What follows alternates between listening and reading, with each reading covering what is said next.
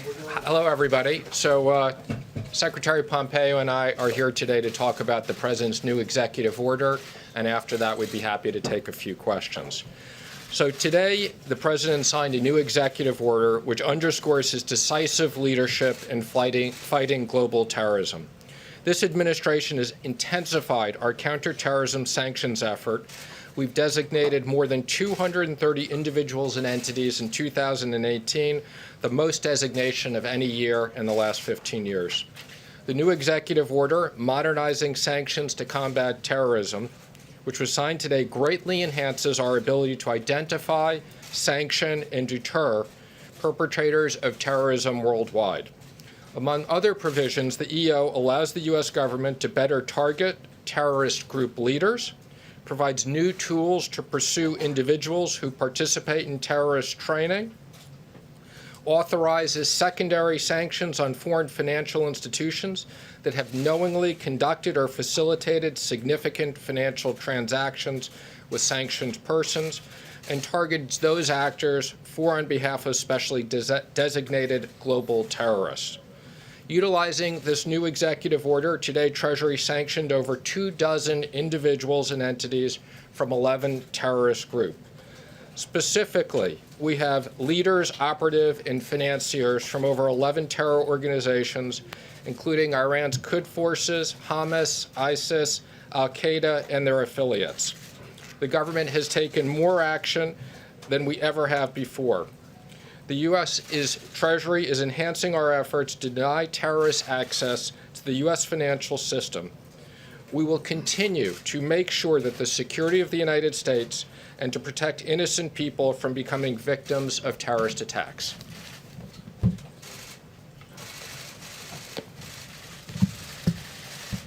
Thank you, Stephen.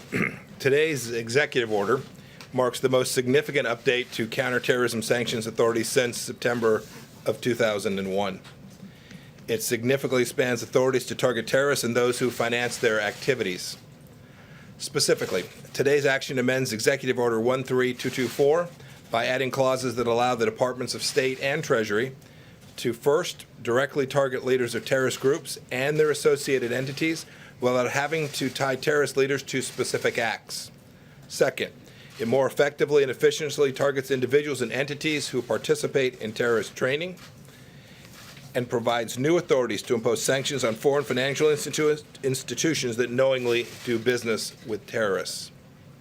The Trump administration has already used existing sanctions authorities more aggressively than any administration before us, and now we're immediately putting these new authorities to good use, as Secretary Mnuchin said.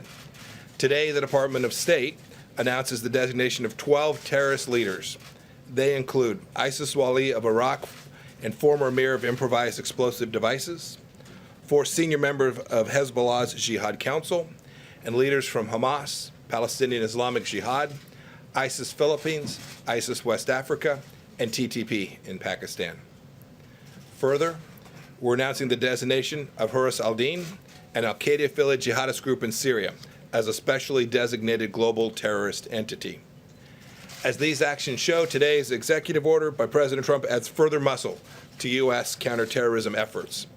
It will help us to ensure that the deadly attacks of September 11th that occurred 18 years ago this week are never repeated on American soil. Never. At this time, Secretary Mnuchin and I are happy to take a couple questions on this topic. Yes, sir. Did John Bolton get fired, or did he quit, and did he leave the White House because he disagreed with you in particular over talks with the Taliban? So last night, the President asked for Ambassador Bolton's resignation. As I understand it, it was received this morning. Was it because of a disagreement? Go ahead. Yes, ma'am, in the back. Go ahead, Terry. Was it because of this disagreement? I'll leave to the President to talk about the reasons he made the decision. But I would say this. The President's entitled to the staff that he wants at any moment. This is a staff person who works directly for the President of the United States, and he should have people that he trusts and values and whose efforts and judgments benefit him in delivering American foreign policy. It's what, as Cabinet member, Secretary Mnuchin and I try and do each and every day, and when the President makes a decision like this, he's well within his rights to do so. Secretary Pompeo, can you describe your working relationship with John Bolton as it was Sure. today? And also, Sure. does his departure make it easier for you to do your job and for the administration to accomplish the president's foreign policy agenda? Look, I don't talk about the inner workings of how this all goes. We all give our candid opinions. There were many times Ambassador Bolton and I disagree. That's to be sure, but that's true for lots of people with whom I interact. My mission set is always to make sure, as I run the Department of State, is to deliver America's diplomacy, and to work with the team, whether it's a Treasury or the President's staff, to make sure we get good outcomes. I know everyone's talked about this for an awfully long time. There were definitely places that Ambassador Bolton and I had different views about how we should proceed. John Oh, sorry. Picture. Is it now possible to see some less hawkish Iran policy, and does this open the path for the president to meet with Rouhani? I would say Secretary Pompeo and myself and the President are completely aligned on our maximum pressure campaign. I think we've done more sanctions on Iran than anybody, and it's absolutely working. Now, the President has made clear he's happy to take a meeting with no preconditions, but we are maintaining the maximum pressure campaign. Go ahead.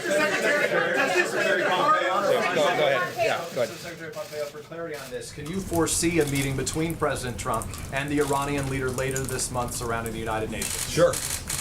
Would the President support that, and do you support that actively? The President's made very clear he's prepared to meet with no preconditions. Just to follow up quickly on the original guidance for this briefing, Bolton was on the guidance to be here. So were you two blindsided by what occurred today? That he's no longer with the administration? Was it news to you today? Because last night we were told he would be here today. Yeah, I'm never surprised. Well, let me ask you this. And I don't mean that on just this issue. And I think Secretary Mnuchin would say the same thing. We work very closely with the President of the United States. I think we have a pretty good understanding of how he's thinking about things. I think you'd agree, Stephen, at nearly all times. And so, our mission says not to talk about these inner workings in the palace intrigue that I know you are so curious about, but rather to talk about the things that matter to American foreign policy. But did you I would just add that people who knew should know, and don't get into the administrative things of a notice went out because yesterday was Secretary Pompeo, thank you very much. I appreciate it. Secretary Pompeo, question ma'am. about Syria. We reported on Syria and the refugee camps last night. Our David Muir was there, and he talked about how these refugee camps, ISIS fighters are blending in. There's children dancing around the ISIS flag. Are you concerned about these refugee camps becoming a breeding ground, a training ground for terrorists, for ISIS fighters? So there's a long history of just exactly what you're describing, camps in Iraq, camps other places where prisoners were detained, and extremist elements breeding in those places. But we've been working diligently on this. We have conducted enormous operations against ISIS even after the fall of the caliphate, as recently as the last handful of days. We are very focused on this. The success that we had moving down the Euphrates River Valley that our Department of Defense led with the SDF forces was truly remarkable. We will not take our eye off the ball, ensuring that whether it's ISIS or other radical Islamic extremist groups continue to be under pressure from the United States of America. And that would, just to close it out, and that would include in these camps that you're referring to. Yes, go ahead. The White House says that National Security Advisor Bolton's foreign policy was not aligned with the president's philosophy. How was it out of alignment? Well, I'll leave that to the White House to talk about. Other than to say, I think President Trump, I watched his campaign. I've now worked with him first as CIA director and now as Secretary of State. Someone asked, would the policy be different absent any individual being here? These have been the president's policies. We give him our best wisdom. We share with him our understanding. When I was intelligence director, we did our best to make sure he had the facts and data available so he could make good decisions. But I don't think any leader around the world should make any assumption that because some one of us departs, that President Trump's foreign policy will change in a material way. But I would just, the one thing I would just say, follow up, because the President's been very clear on this. The President's view of the Iraq war and Ambassador Bolton's was very different. The President's made that clear. Yeah, go ahead. Sure, way in the back. Yes, ma'am. Thank you so much, Mr. Secretary. Are you still planning to impose tariffs on Mexico if they don't continue with the immigration plan? So we're looking forward to our meeting with Foreign Minister Berard here in just a little bit. We're going to talk about the progress that's been made, which has been substantial and real and material and has made America more secure. But at the same time, we know there's still work to do, and we're going to talk about how best we can jointly deliver that. We are deeply appreciative of what the President of Mexico and the Foreign Minister have done to increase the capacity to deter migration into the United States. And you can see the numbers have improved substantially. But we also know, A, it needs to be sustained, and B, we've still got real work to do. Go ahead, Stephen. Yes. Can I? Yes. On Venezuela, we know that Ambassador Bolton was trying to keep up the pressure in Venezuela in the picture, and we know that Ambassador Bolton and President Trump disagree on many things regarding to Venezuela. What can we expect now with the departure of Ambassador Bolton? I think, the Treasury Department and the State Department have been incredibly active on sanctions. Everything we do is in consultation with the State Department. Again, we have a massive sanctions program that's working. But I would just add, we are concerned about the people there and what's going on in the humanitarian crisis, and I know the Secretary has worked with their neighbors extensively. Is this national security team a mess? Absolutely not. That's the most ridiculous question I've ever heard of. We've had three national security advisors in 3 years. Three national security advisors in 3 years. Let me just say, the national security team, which is what you asked, consists of the National Security Advisor, the Secretary of Defense, the Secretary of State, myself, the Chief of Staff, and many others. Can you disagree with the president? Of course. Yeah. I'm sorry. I'm sorry. It says, well, we'll take one more. Yes, ma'am, in the red. Yes. Sir. There were reports this week that the CIA had to pull a top Russian asset out because of concerns that his identity could be exposed. Under which administration was this source burned, and is there currently an investigation into how his identity got leaked to the media? Yeah, I've seen that reporting. The reporting is materially inaccurate.